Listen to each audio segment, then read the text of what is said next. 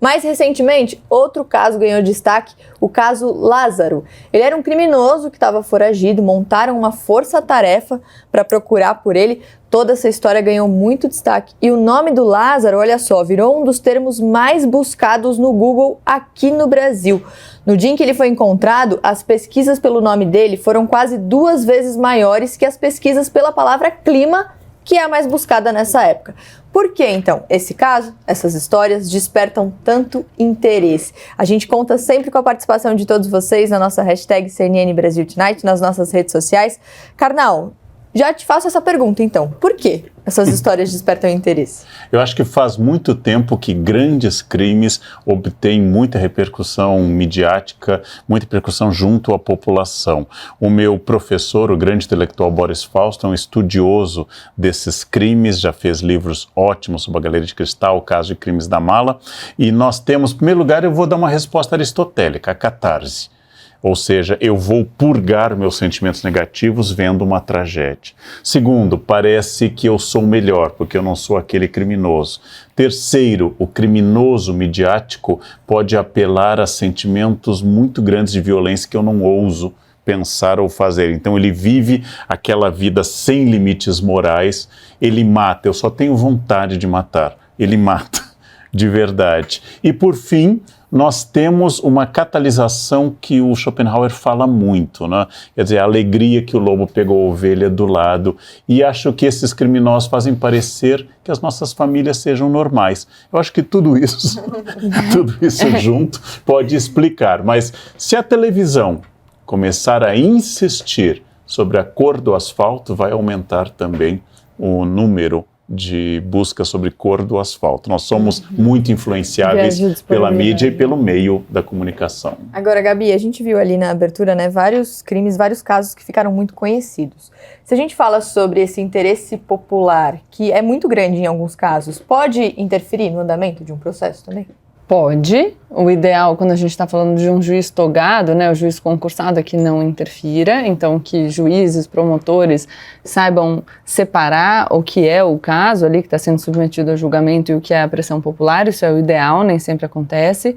É um problema significativo nos casos de júri, nos crimes dolosos contra a vida, porque a pessoa vai ser julgada por jurados que são escolhidos entre os cidadãos. E nesse caso, o Código de Processo Penal prevê inclusive a possibilidade de desaforamento. Quando você considera que, em virtude da comoção causada, os jurados podem não ser imparciais. E por isso é melhor tirar o processo daquela comarca onde aconteceu o crime e jogar para outro lugar.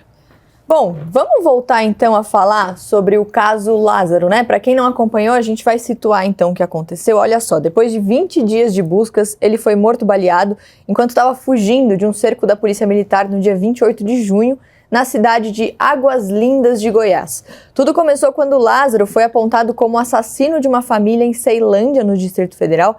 Nesses dias de fuga, ele invadiu fazendas, trocou tiros, baleou moradores da região e policiais também, segundo informações da Força Tarefa.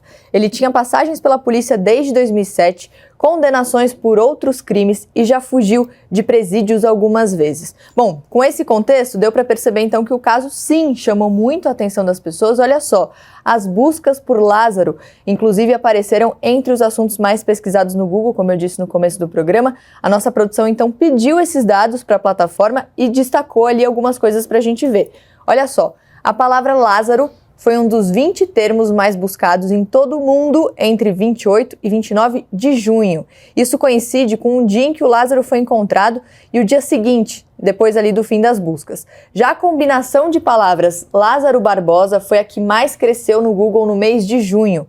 Entre os dias 14 e 29 de junho, as pesquisas pela pergunta "O que é serial killer?" aumentaram 2.700%. No caso do Lázaro, a gente viu, né, a comoção que as pessoas ficaram ali, principalmente quando ele foi encontrado. Um longo tempo procurando, aquele suspense dos 20 dias, cada notícia nova, é quase uma série que você acompanha esperando o próximo capítulo, né, Karnal? A questão de ser um reality show sobre um crime espetacularizado, ou palavrinha longa, eu não sou especialista nem em direito penal como a Gabi. Eu vou falar então também como um cidadão comum. Alguém que fugiu da cadeia, que tem vários crimes e matou várias pessoas. Isso não descreveria uma parcela enorme de criminosos no nosso país, ou seja, vários crimes, fugiu da cadeia, etc.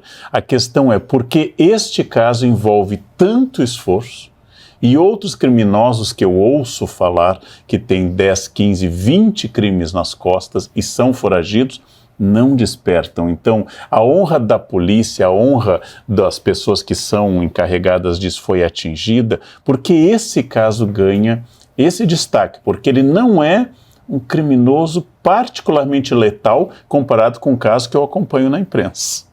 Então, o que tem que fazer um criminoso para ser alvo de uma operação tão grande, tão espetacular? Tem que comover a opinião pública, como tal, jogar a honra das forças de repressão ao crime no ar? Eu não sei, mas é uma questão curiosa, né?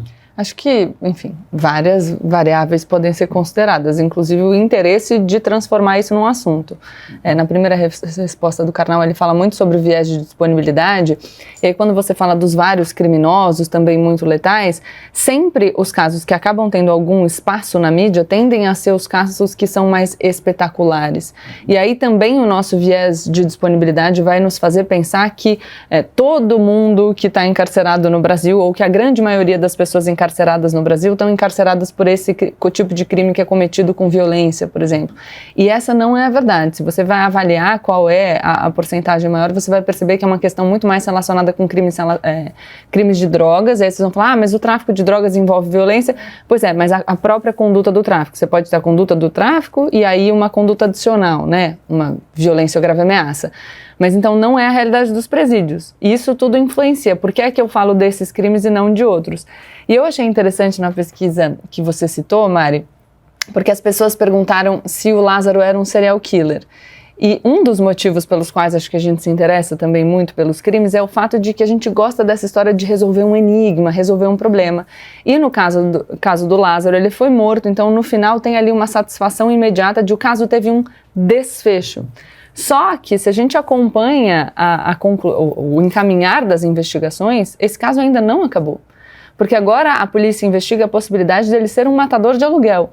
E, portanto, não um serial killer que vai ter lá traço de assinatura e tudo mais, mas uma pessoa que é contratada para servir a interesses de outras pessoas. E aí aquilo que num primeiro momento foi um desfecho que as pessoas podem ter comemorado por essa sensação de a gente se livrou de uma pessoa perigosa, agora a gente não tem mais a pessoa, por exemplo, para ser inquirida para saber quem poderiam ser os mandantes. Então tem outras pessoas que, linha de investigação, tá? Não é conclusão, podem encomendar assassinatos naquela região e aí a gente tem uma dificuldade adicional de investigação. Então acho que tem isso também. A gente quer descobrir, quer dar desfecho, mas às vezes a realidade é mais complexa do que aquilo que a gente transforma em ficção.